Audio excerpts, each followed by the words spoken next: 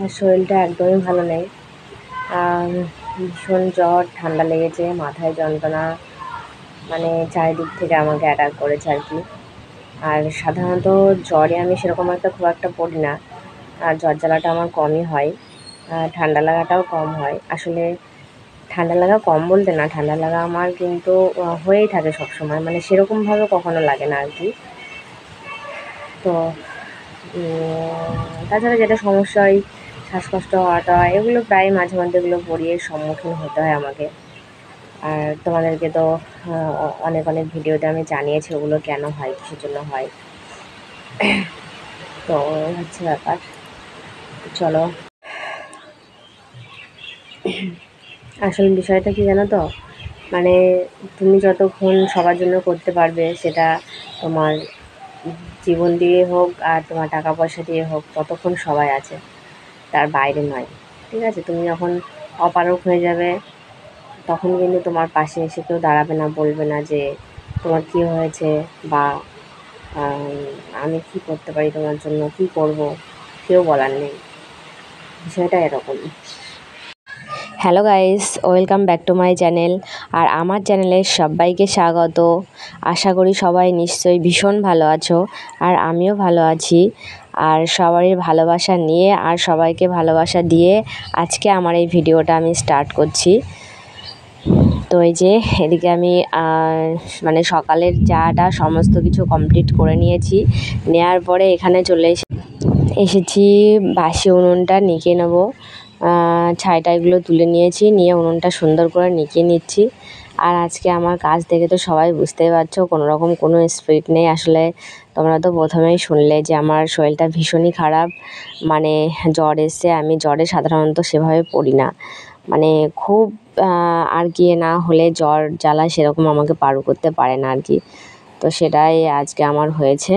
তো আজ না আমি গলাটা ব্যথা করছিলো বলে সকাল সকাল গরম জল টল গার্গেল টার্গেল করেছি, আর চাটাও খেয়ে নিয়েছি, ব্রাশটা হয়নি, মুখ কুলি করে খেয়ে নিয়েছি অবশ্য। তো এরপরে ব্রাশটা হচ্ছে আমার। তো তারপরে ব্রাশ করে নেওয়ার পরে বাকি কাজগুলো সেরে নেবো। আর সেরে নেওয়ার পরে আজকে সকাল সকাল স্নানটা করে নেবো, কেননা যেহেতু জ্বর এসছে বেলা করব না। আর আমাদের তো এখন পুজো আশ্রা হবে না কটা দিন, কেননা আমাদের এখন আছে আমাদের জ্ঞাতির একজনের বাচ্চা হয়েছে, তো সেই কারণে পুজো আশ্রাও হবে না। তো আমি দেখলাম সকাল সকাল স্নানটা করে নিই, চুলটাও শুকিয়ে যাবে, যেহেতু গায়ে জ্বর। তো সেই জন্য স্নান ধান করে একবারে ডাইরেক্ট চলে আসলাম উনুনের পাড়ে। তো নিচের ঘরের কাজগুলো কিন্তু সেরকমভাবে কমপ্লিট করা হয়নি, ঝাড়ঝুটো দেওয়া হয়নি, কিছু করা হয়। তো চলো, অসুবিধা নেই, নিচের ঘরের কাজগুলো পরেই করে নেওয়া যাবে। আগে মানে পেট পুজোটা সবার আগে করতে হবে, সেই কারণের জন্য আগে রান্নাবান্নাগুলো কমপ্লিট করে নিই। এই শরীর খারাপের মধ্যে দিয়েও এলিম ঠিলিম করে যতটুকু পারলাম ধীরে সুস্থে। আর কি, আমাদের তো বসে থাকার উপায় নেই, মানে মেয়ে ছেলে হয়ে জন্মেছি। হ্যাঁ, যেটা আর কি আমি প্রায় ভিডিওতেই বলি যে মেয়ে ছেলে হয়ে জন্মানো যে কী পাপ। সবার রেস্ট আছে, সবার ভালো মন্দ আছে, কিন্তু আমাদের কিন্তু ভালো মন্দ নেই। তোমরা আমার গলার ভয়েস শুনে হয়তো বুঝতে পারছো কি পারছো না বলতে পারছি না, আমার গলা কিন্তু অনেকটাই বসে গেছে বা ভেঙে গেছে, যাই বলো না কেন। এর থেকেও আরও খারাপ অবস্থা ছিল, গার্গেলগুলো করছি বলে একটু আরাম পেয়েছি, অনেকটা বেটার আছে। তো এই আর কি, আমাদের আর পার নেই, সবার ভালো মন্দ সে আমাদেরকেই দেখতে হবে, ছেলে পিলে স্বামী সবার ভালো মন্দ দেখতে হবে, কিন্তু আমাদের ভালো মন্দ দেখার জন্য আর কেউ নেই এই দুনিয়াতে। তো চলো, এত অসুস্থ শরীর নিয়েও এত কষ্ট করেও করতে হবে, আসলে সবই কপালের ওপর দিয়ে তো কেউ যেতে পারবে না, তাই না? কপাল যদি ভালো করতাম, অবশ্যই হয়তো আমার দেখার জন্য কেউ না কেউ থাকতো। হয়তো সেরকম কপাল করে নিয়ে 4 আঙুলের ওপর দিয়ে আর কে যেতে পারবে। তো চলো, ওই নিয়ে আর কিছু মনে করি না, এই অ্যাভেলেবেল হয়ে গেছে এসব ব্যাপার, অতটা কোনো নেই। আর সেরকম ব্যাপার না, আসলে হাজব্যান্ড বাড়িতে আছে কদিন, ও করলেও করে দিতেও পারে আমার কাজকামগুলো, মানে আসলে ওর কাজ আমার সেরকম পছন্দ হয় না, সে যেটা করতে হবে হয়তো তাতে আমাকে বকবক করতে হয় বলে চলো দরকার নেই, আমি চুপচাপ ধীরে সুস্থে করে নেবো, কোনো অসুবিধা নেই। হয়তো রান্না করতে হবে, হয়তো চাল ঠিক করে ধোবে না, সবজি ঠিক করে ধোবে না, কি করবে কি না করবে ওসব আমার ভালো লাগে না। আমি আমার মতো যতদিন আর কি একেবারে দেহটা পাড়ু করে দিচ্ছে, একেবারে না স্বর্গে চলে যাচ্ছি বা একেবারে না মানে মাটির সঙ্গে ভগবান আমাকে মিশিয়ে দিচ্ছে, ওটার মতো ক্ষমতাটা হারাচ্ছে, ততদিন পর্যন্ত করে যাব, কোনো অসুবিধা নেই। তো এই যে ভাতটা বসিয়ে নিয়েছি, উনুনেই করছি কদিন। আখার পাটটা যেহেতু ঠিক করেছি, রান্নাঘরের এই সমস্তগুলো সব ঠিক করেছি উনুনেই রান্না করার জন্য, এখন অতটা অসুবিধা হচ্ছে না। অতটাও আসলে অতটা রোদ গরম পড়লেও এখানে না অতটা বুঝতে পারা যায় না। ওই টিনের ঘরে ওই গ্যাসে রান্না করার চাইতে এখানে যেন অনেক বেটার লাগে, অনেক আরাম লাগে। টিনের তাতটা ওপর থেকে এতটাও পড়ে, বরঞ্চ ওখানে পাটকাঠির কটা চালা দেওয়া আছে, তা অতটাও কিন্তু কিছু মনে হয় না, বহুত আরামেই রান্না করি ওখানে বসে আমি। তো সেই জন্য দেখলাম, আর আমার আখায় রান্না করতে খুব ভালো লাগে। তো আমি দুদিন রান্না করে দেখলাম যে এত গরমেও কোনো সেরকম অসুবিধা হচ্ছে না। আমি যে ভয়টা আর কি গরম পড়ে পড়ে থেকে পেয়েছিলাম যে হয়তো প্রচণ্ড গরম লাগবে বা ওপর থেকে হয়তো তাত আসবে, সেরকম কোনো ব্যাপার নেই, বিশ্বাস করো। খুব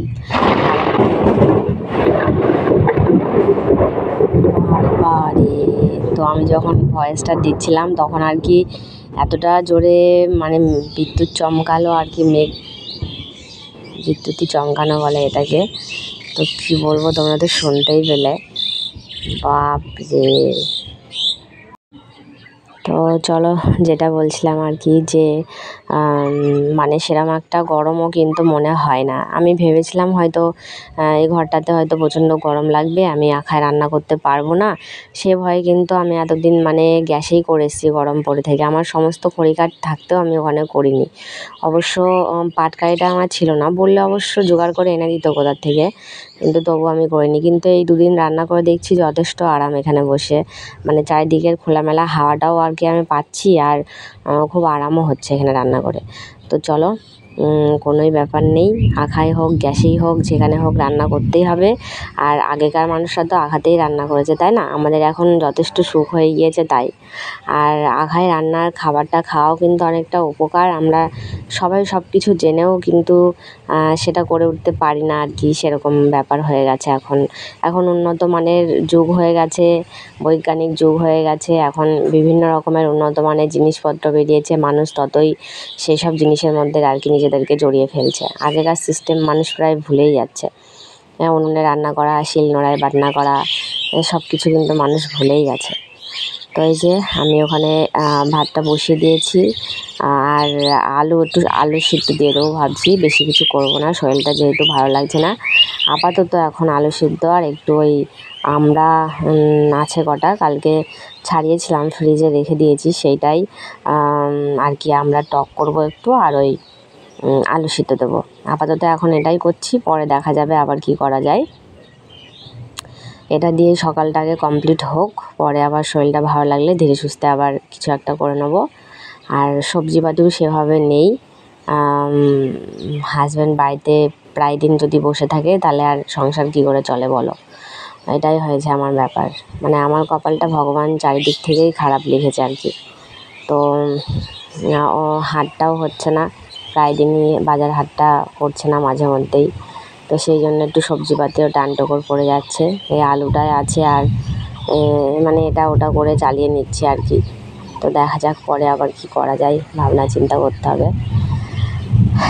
তো চলো, ভগবান যে এত খারাপ কপাল, এত কষ্টের কপাল কেন আমার? ওপর থেকে হয়তো সবাই ভাবে যে না বাবা বৈশাখী খুব সুখে আছে, ভালো আছে, কিন্তু না, জানো তো, ওপর থেকে সবটা বুঝতে পারা যায় না। ওপর থেকে অনেকেই তো অনেক রকম কথা বলে, কিন্তু ভেতর থেকে যদি খতিয়ে দেখা যায় না ভালো করে, কিন্তু তখন বুঝতে পারা যায় যে কী ব্যাপার। আর যার যার ব্যাপার সেই বুঝতে পারে, এই জিনিস কাউকে বোঝানো যায় না। যে ফিল করে সে ছাড়া আর কেউ বুঝতে পারবে না। ইনফ্যাক্ট আমি আমার জায়গায় থেকে আমার বিষয়টাকে আমি যেভাবে বুঝবো, কিন্তু অন্য কেউ কিন্তু সেভাবে বুঝতে পারবে না। এটাই হচ্ছে ব্যাপার। আর পড়ে রইল হাজব্যান্ডের কথা।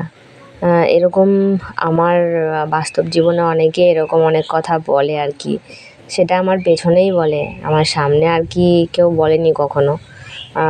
আমার শোনা কথা আর কি, তা শোনা কথা হলেও কিন্তু বলে তারা কথাগুলো, যে আমার হাজব্যান্ড খুব ভালো, আমার হাজব্যান্ডের মতো হাজব্যান্ড হয় না। তো তাদেরকে বলবো যে যে যাকে নিয়ে সংসার করে না সেই তার মর্মটা ভালো করে বুঝতে পারে। যে আমার সম্বন্ধে আজ এই কথাটা বলছে, সে আজকে যাকে নিয়ে সংসার করছে সে কিন্তু তার মর্মটা বুঝবে। আমি যাকে নিয়ে সংসার করছি আমি তার মর্মটা বুঝবো। হ্যাঁ, বিষয়বস্তুগুলো ঠিক এরকম। তো কাজেই যার যারটা শেষে ভালো করে চেনো, শেষে দেখে রাখো। আর একজনকে বলতে যেও না যে সে ভালো আছে কি মন্দ আছে, সে তার ব্যাপারটা সে বুঝে নেবে, তাই না? সে বোঝার দায়িত্ব তোমাকে তো কেউ দেয়নি বা ভগবানও দেয়নি। সে আমি ভালো আছি মন্দ আছি সেটা আমি বুঝতে পারছি যে কী ব্যাপার। তাই সবার উদ্দেশ্যে বলবো যে কারোর জায়গায় থেকে অন্যকে আঙুল তুলবে না বা কটাক্ষজনক কথা বলবে না, যাতে সে সেটা যেভাবেই শুনতে পাক না কেন কষ্ট পায়। সবার উদ্দেশ্যে এই কথাটা বলবো, ঠিক আছে? নিজের জায়গায় থেকে নিজের জায়গাটাকে ফিল করো, অন্যের জায়গাটাকে ফিল করতে যেও না, তার জন্য সে আছে। তো আমি এদিকে রান্না বান্না করছি, আর এই যে এদিকে ছেলেকে ওর বাবা চুলটা সাইজ করে দিচ্ছে, কানের পাশে যে চুলগুলো বড় বড় হয়ে যায়। তো এদিকে আমরা চাটনিটা বসিয়ে দিয়ে ওর বাবা আমাকে ডাকছিল যে এদিকে আসো, একটু ঘুমিয়ে পড়েছে, অসুবিধা হয়েছে, তুমি এসে একটু ওকে ধরো, ঠিকঠাক করে এ করো। তা সেটা করতে গিয়ে আমি বললাম যে আমিই দেখছি কতদূর কী পারি, তাই বলে চিরুনি আর কাঁচি নিয়ে আমি বসে পড়লাম নাপিতগিরি করতে।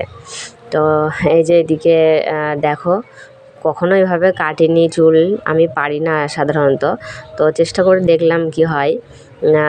তো এমনই চুল কেটেছি, দেখো চুলের পরিস্থিতিটা এমন হয়ে গেছে, লাস্ট পর্যায়ে গিয়ে ওকে টাক করাতে বাধ্য হতে হলো। মানে মাঝখান থেকে এমনভাবে খাবলা করে করে চুল কেটে দিয়েছি, একেবারে বাজে লাগছিল দেখতে। তা লাস্ট টাইম বললাম থাক, টাকটা করে দাও। তো টাকটা করে দিয়ে ভালোই হয়েছে। দেখা গেল ওর মাথার ভেতরে প্রচণ্ড মানে ঘামাচির গোড় বেরিয়েছে আর কি। তো যদি ওইগুলো থাকতো ওর কষ্টও হতো, অসুবিধাও। তো যেটা বলছিলাম আর কি, যে আমি না ভয়েস দিতে বসলে ওরা দুই ভাই যে এত জ্বালাতন করে, হুটোপাটা করে, কি বলবো। আমি যেখানেই লুকিয়ে গিয়ে, গুপ্ত জায়গায় লুকিয়ে গিয়েও যদি আমি ভয়েস দিতে যাই, ওরা ঠিক সংবাদ পেয়ে যায়। আর হুটোপাটা মারামারি দুষ্টুমি ওদের ওই টাইমটাতেই হয়। তো কান্নার আওয়াজ শুনে তো তোমরা বুঝলেই।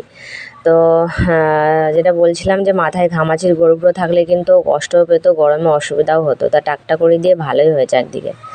তো এই যে খাওয়া দাওয়া হয়েছে, এখনও বাসন কোসনগুলো ধোয়া হয়নি। এদিকে মেঘ করে এসেছে, ওই জন্য আমি এদিকে যা যা ছিল বাইরে সব তুলে নিলাম। নেওয়ার পরে তোমরা তো তার আগে শুনতেই পেলে একটু বাজ পড়ার আওয়াজ ভিডিওর মাঝখানের দিকে। তো সেটাই আর কি, বৃষ্টি এই এখন অলরেডি শুরু হয়ে গেছে এতক্ষণে। তো বাচ্চাদের মাথা টাথা কিন্তু একটু পাতলা রাখাই ভালো। আমি কিন্তু বড় ছেলেকেও তাই বেশিরভাগটাই টাকটুক করে দিতাম আর কি ছোটোবেলায়। তো এটাকেও তাই, যতটা মাথা পাতলা থাকবে ততটাই ওরা মানে ওদের ভালোও লাগবে, আরামও পাবে। আর ওই চুল দিয়ে ঢেকে থাকবে কেমন একটা, আমারই তো মাঝে মধ্যে মনে হয় যেন আমি টাক করে ফেলি, এত অস্বস্তি লাগে। কিন্তু কিছু করার নেই, এরকম একটা ব্যাপার। তো বড় ছেলে তো এখন বড় হয়ে গিয়েছে, ওকে তো আর কিছু বলার নেই, যথেষ্ট বড় হয়ে গেছে, ও কোনো কথাই শোনে না। সে বড় বড় চুল রাখা শিখেছে, কত রকমের ফ্যাশন শিখেছে, কত রকমের ফ্যাশন করে চুল কাটবে। কোনো রকমের কোনো কথা না, চুলে তেল দেবে, শ্যাম্পু করবে প্রত্যেক দিন। হ্যাঁ, এই তো এই যুগের সিস্টেম। এমনিই তো যুগ যুগ ধরে হয়ে আসছে ছেলেপিলে বা আমার কথা একটু কম শোনে, অবাধ্য টাইপের। তো এই যুগে যেন একটু বেশি, হ্যাঁ, মানে একটু নিজের মতো বুঝে গেলে না আর হাতির পাশ পা দেখে নেয়, তখন আর কিছু করার থাকে না। তো চলো, তাদের ভালোর জন্য যখন বলা হয়, তারা যখন সেটাকে খারাপ মনে করে, তাহলে আর চাপ দিয়ে লাভ নেই। তো চলো, আজকের মতো ভিডিওটা এ পর্যন্তই। সবাই ভালো থেকো।